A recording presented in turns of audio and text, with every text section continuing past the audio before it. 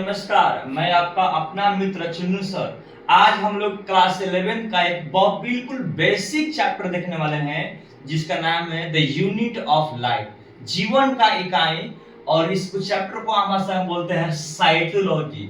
तो साइटोलॉजी का मतलब होता है स्टडी ऑफ सेल, हिंदी होता है कोशिका के अध्ययन को बोलते हैं साइटोलॉजी।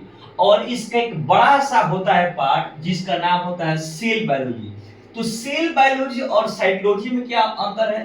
तो सेल बायोलॉजी एक ब्रॉड नाम है, एक बड़ा नाम है जिसमें सेल का फंक्शन, सेल का टाइप, सेल कैसे अपने आप को परफॉर्म करता है उसमें पढ़ते हैं सेल बायोलॉजी। और सेल बायोलॉजी का छोटा सा पार्ट है साइटोलॉजी। तो हम लोग को पढ़ना है साइटोलॉजी।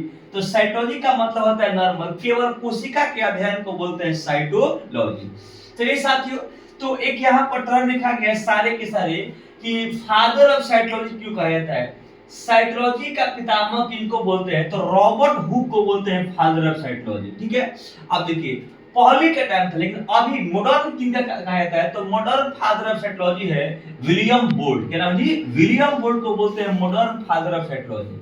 उसके बाद Indian father of cytology, Bharat के कोशिकीय विज्ञान का अध्ययन कौन करते हैं? तो उनका नाम है नरेंद्र नाथ गुप्ता। नरेंद्र नाथ गुप्ता को इंडियन फादर ऑफ साइटोलॉजी के नाम से जाना जाता है। ठीक है, अब देखिए सेल है क्या? तो सेल हमारे लिविंग का, हमारे सजीव का, जीवों का एक फंडामेंटल यूनिट होता है, एक आधारभूत जीवों का इकाई होता है जिसको बोलते हैं सेल। इसके अलावा सेल को कहा जाता है स्ट्रक्चरल और फंक्शनल यूनिट। तो किसी भी जीवों का रचनात्मक और क्रियात्मक इकाई का नाम होता है सेल। तो आगे समझेंगे कि रचनात्मक मतलब क्या, क्रियात्मक मतलब का। तो जीवों का रचनात्मक और क्रियात्मक इकाई सेल क्यों कहते हैं, आगे समझेंगे। अभी केवल समझिए सेल का कंपोनेंट कितना होता है, सेल का घटक क्या होता है, मतलब सेल किस किस चीज से मिलकर है। सपोज करें कि हमने कहा इस पेन का कंपोनेंट क्या है, सर पेन किससे मिलकर बना है? तो आप कहिएगा पेन को बनाने में प्लास्टिक लगा है और इंक लगा है तब जाकर बना है पेन। उसी प्रकार सेल किस किस चीज से बना है? तो सेल का जो सबसे बाहरी पार्ट होता है इसको बोलते हैं सेल वॉल, इसको बोलते हैं सेल वॉल। इसको हिंदी बोलते हैं कोशिका भित्ति। क्या बोलते हैं? कोशिका भित्ति। इसके नीचे होता है सेल मेम्ब्रेन, इसको बोलते हैं कोशिका झिल्ली, इसको बोलते हैं कोशिका झिल्ली, इसको बोलते हैं सेल मेम्ब्रेन। दूसरा पार्ट होता है। तो सेल वॉल के अंदर क्या होता है? Cell membrane. और सबसे बाहर क्या होता है? Cell wall. अब सेल मेम्ब्रेन के अंदर जो द्रवीय भाग होता है इसका नाम होता है साइटोप्लाज्मा।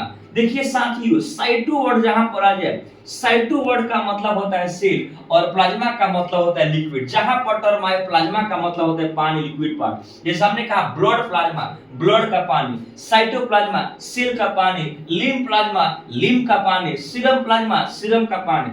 और सबसे अंदर जो सेल का अंदर है इसका नाम होता है न्यूक्लियस, इसको बोलते हैं, हिंदी बोलते हैं केंद्र। क्या होता है जी? केंद्र। तो सेल का कंपोनेंट सामान्यतः होते हैं चार। सबसे बाहर सेल वॉल कोशिका भित्ति, उसके अंदर सेल मेम्ब्रेन कोशिका झिल्ली, उसके अंदर साइटोप्लाज्मा कोशिका द्रव, उसके अंदर होता है न्यूक्लियस। तो साथियों आपको समझ में आया सेल का कंपोनेंट क्या होता है। ठीक है, थैंक यू सो मच।